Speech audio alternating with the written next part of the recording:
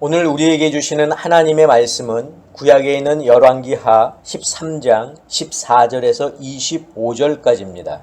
제가 봉독하겠습니다.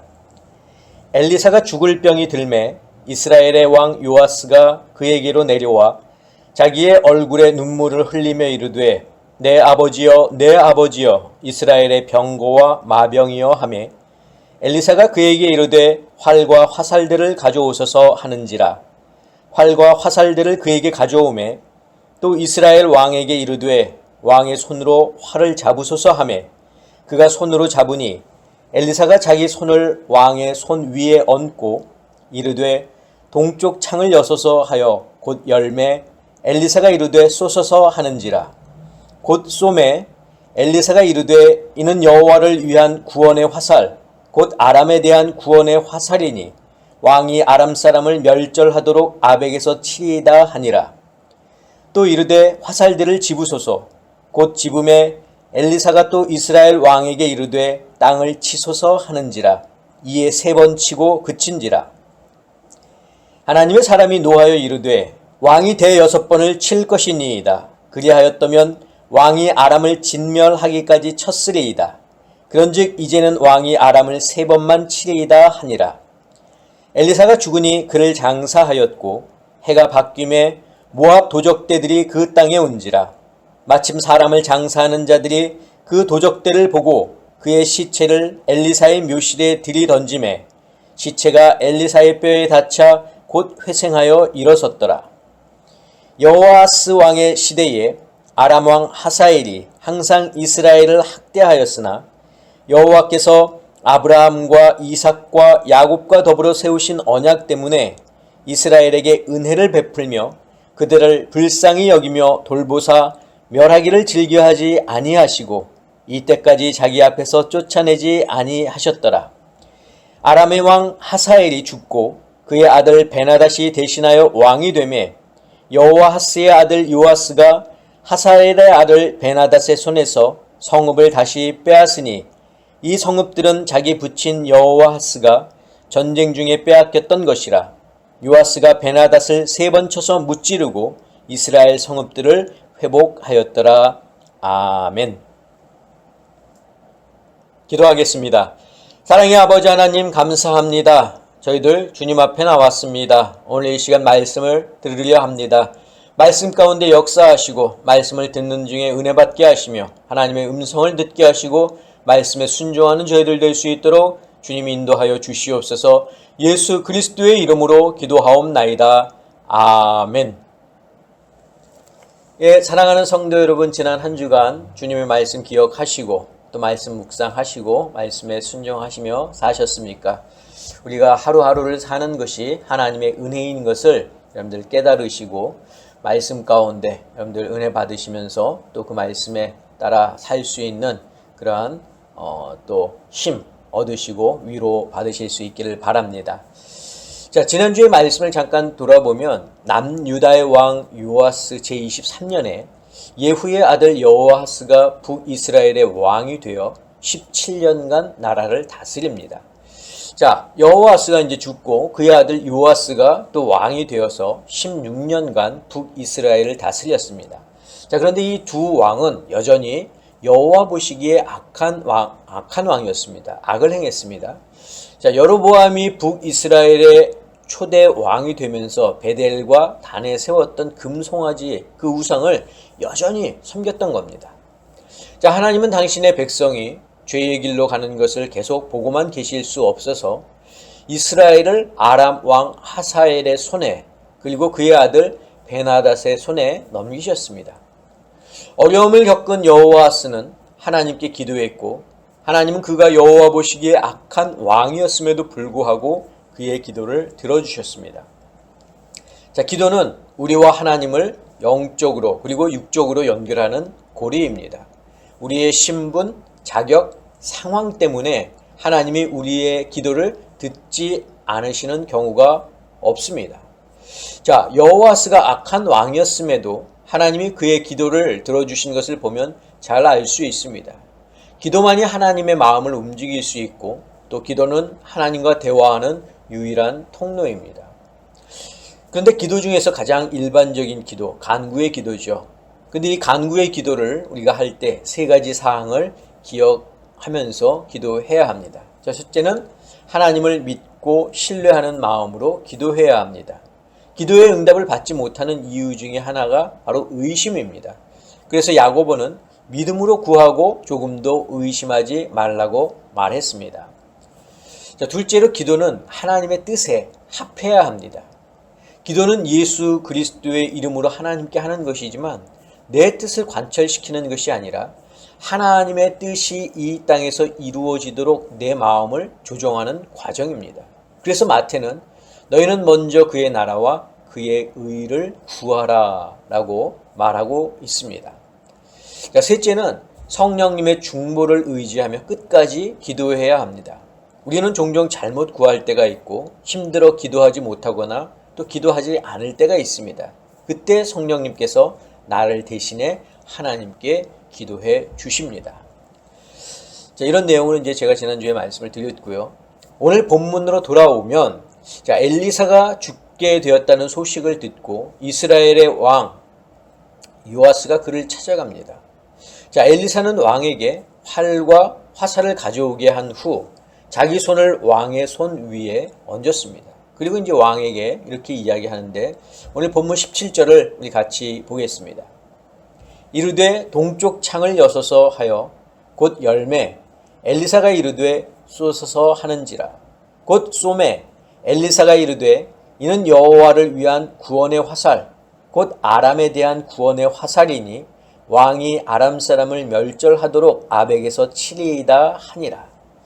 자, 지난주의 말씀에서처럼 이 여호와스가 하나님께 간구했을 때 하나님께서 그의 기도를 들어 아람의 손에서 이스라엘을 구원해 주신 것처럼 이번에도 요아스 왕 때 하나님이 이스라엘을 아람의 손에서 구원해 주시겠다는 그런 약속을 지금 이 엘리사의 입을 통해서 하고 있습니다. 자, 엘리사는 이번에는 화살들을 집어서 땅을 치라고 요아스에게 말합니다. 왕은 화살들을 들어 땅을 3번 치고 그쳤습니다. 자, 그러자 엘리사가 노하면서 왜 3번밖에 안 쳤냐고 5번은 쳤어야 했다고 말합니다. 이번 일로 요아스는 아람의 군대를 3번밖에는 이기지 못할 것이다. 이렇게 엘리사가 말합니다. 자, 이 오늘 본문에서 두 가지 중요한 내용을 말씀하고 있는데 자, 첫 번째는 무엇이냐? 엘리사는 죽었지만 하나님의 계획은 계속되고 있다는 겁니다. 자, 오늘 본문에서 엘리사를 다르게 표현한 구절이 있죠. 바로 19절에서 하나님의 사람이라고 엘리사를 말하고 있는데 이 엘리사는 선지자로서 하나님의 말씀을 전하고 이스라엘에게 올바른 길을 제시한 사람입니다. 엘리야의 뒤를 이어서 하나님의 사람으로 쓰임받았던 인물입니다. 그런 그가 이제 하나님의 부름을 받았습니다. 그가 이 땅에서 해야 할 사명을 다 마친 겁니다. 자, 그러나 이 엘리사가 죽었다고 해서 인류를 향한 하나님의 구원 계획이 끝이 난 건 아닙니다. 하나님의 계획은 엘리사 이후에 요나 선지자를 통해서 그리고 아모스 또 호세아 선지자를 통해서 계속되고 있다는 겁니다. 자, 하나님은 당신께서 세우시고 계획하신 것을 반드시 이루시는 분입니다. 예수님이 십자가에서 죽음으로 모든 것이 끝난 것처럼 보였지만 하나님은 부활이라고 하는 놀라운 사건을 통해서 당신의 계획을 이어가셨습니다. 그리고 그 계획은 예수님이 두 번째로 오시는 마지막 날까지 계속될 것입니다. 자, 오늘 본문에서 이야기하는 중요한 내용 두 번째는 하나님은 약속을 끝까지 지키신다는 겁니다. 먼저 22절, 23절을 같이 보겠습니다.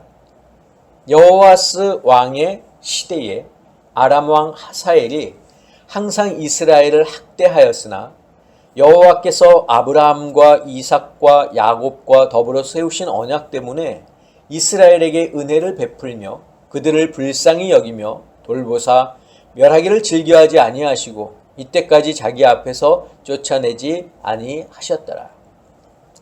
자, 아람의 하사엘은 왕으로 있는 동안 줄곧 이스라엘을 괴롭혔습니다.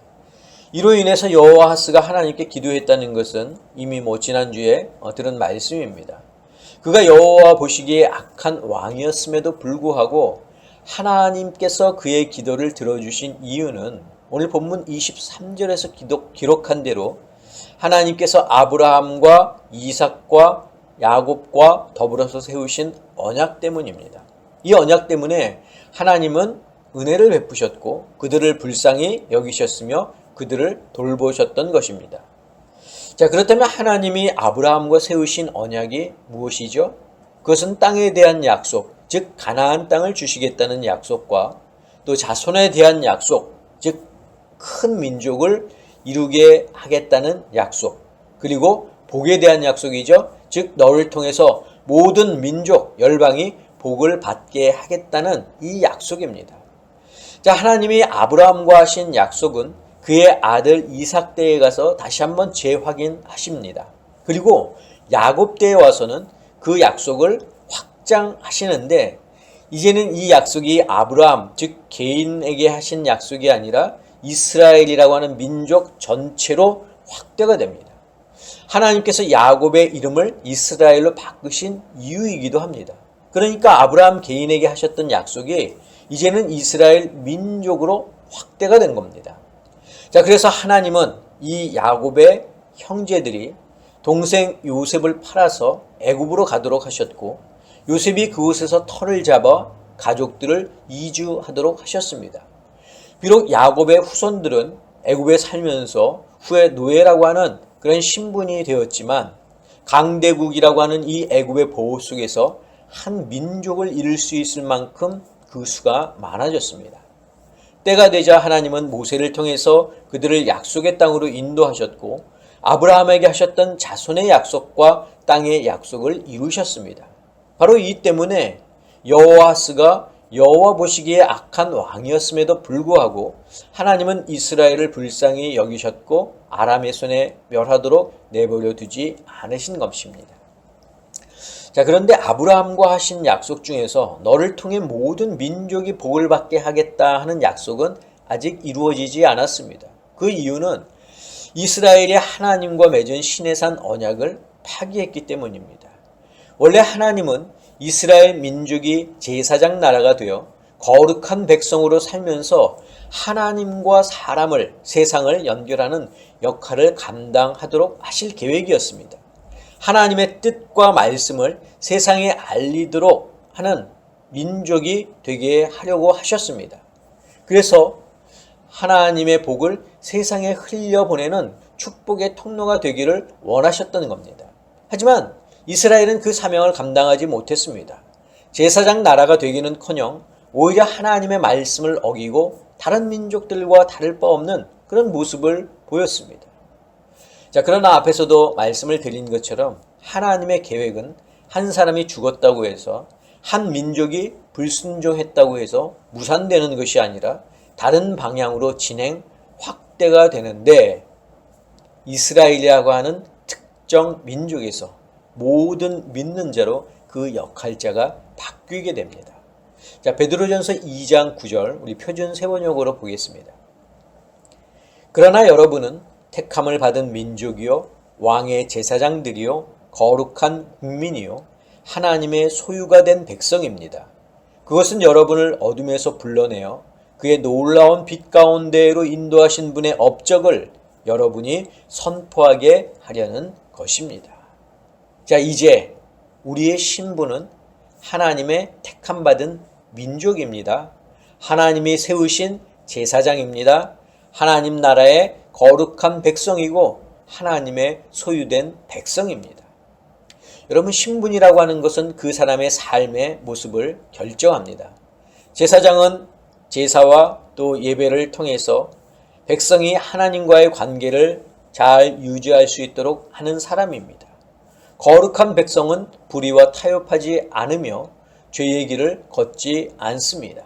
그래서 시편 기자는 시편 1편 1절에서 이렇게 말하고 있죠. 같이 보겠습니다.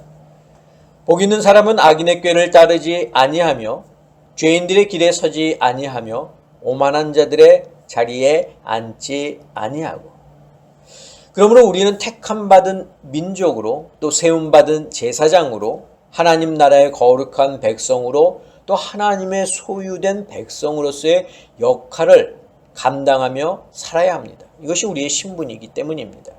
자, 그 역할은 나의 모습을 통해서 세상 사람들이 하나님을 알고 또 믿을 수 있도록 하는 것입니다. 그래서 그들도 예수를 그리스도로 믿고 구원을 받을 수 있도록 우리가 축복의 통로가 되어야 합니다. 자, 우리가 축복의 통로가 되기 위해서는 먼저 하나님과의 관계를 잘 유지해야 합니다. 하나님의 뜻이 무엇인지 분별하고 하나님이 원하시는 것이 무엇인지를 알아야 합니다. 자, 그런데 이 하나님과의 관계를 잘 유지하는 비결, 여러 가지가 있겠지만 가장 대표적인 것이 예배입니다. 예배를 통해서 하나님의 임재를 경험하며 하나님이 주시는 말씀을 잘 듣고 삶 속에 적용하며 살 때 우리는 비로소 하나님과의 관계를 잘 유지한다고 말할 수 있습니다. 이스라엘이 하나님과의 관계를 유지하지 못한 부분이 바로 이 부분입니다. 그들은 하나님의 선택된 민족이라는 자부심이 있었을지는 모르지만 하나님께 제사하고 하나님의 말씀에 따라 사는 것은 제대로 하지 못했습니다. 통로는 길입니다. 길은 사람이나 사물이 잘 지나갈 수 있도록 만들어져야 합니다. 그런데 그 중간중간에 쓸데없는 짐이 쌓여 있거나 또 가로막고 있으면 그리고 또 길이 또 훼손되었으면 제대로 지나갈 수 없습니다. 그런 길은 길의 역할을 제대로 하지 못하는 겁니다. 길이 길의 역할을 제대로 하려면 주변에 잡다한 것이 다 없어져야 하고 길이 깨끗하게 깔려 있어야 합니다. 축복의 통로도 마찬가지입니다. 하나님이 주시는 복을 잘 흘려 전달하려면 그 통로가 깨끗해야 합니다. 통로의 주변에 잡다한 세상의 물건이 있으면 하나님의 복을 제대로 흘려 전달할 수 없습니다. 사랑하는 성도 여러분, 저는 우리 아름다운 교회 성도 여러분들이 하나님의 축복의 통로로서의 역할을 잘 감당할 수 있기를 바랍니다. 예배를 통해 하나님과의 관계를 잘 유지할 수 있기를 바랍니다. 그래서 하나님께서 주시는 복을 잘 흘려 세상에 전달할 수 있는 하나님의 거룩한 성도들이 되시기를 주님의 이름으로 간절히 축원합니다. 기도하겠습니다. 사랑의 아버지 하나님, 감사합니다. 세상을 향한 하나님의 구원의 계획은 인간의 실수와 또 인간의 불순종으로 인해서 무산되는 것이 아니라 하나님께서는 그것을 새로운 방향으로 또 새로운 사람들을 통해서 이어가시는 줄 믿습니다. 이제 하나님의 그 뜻에 따라 저희들이 하나님의 백성이 되었고 또 하나님께서 세우신 제사장이 되었습니다. 우리가 하나님의 그 주시는 복을 이 세상 가운데 전달할 수 있는 축복의 통로가 되기를 원합니다. 주님, 저희들 가운데 함께하여 주시옵고 저희들이 이 모든 사명을 잘 감당할 수 있도록 저희들에게 힘과 능력과 믿음을 허락하여 주시옵소서. 이제는 우리 주 예수 그리스도의 은혜와 하나님의 그 크신 사랑하심과 성령님의 역사하심이 오늘 말씀을 듣고 하나님의 축복의 통로가 되기를 소원하고 다짐하는 사랑하는 당신의 성도들 머리 위에, 저희들의 가정 위에, 건강 위에, 자녀들 위에, 직장과 사업과 일터 위에 지금부터 영원까지 함께 하옵시기를 간절히 축원하옵나이다.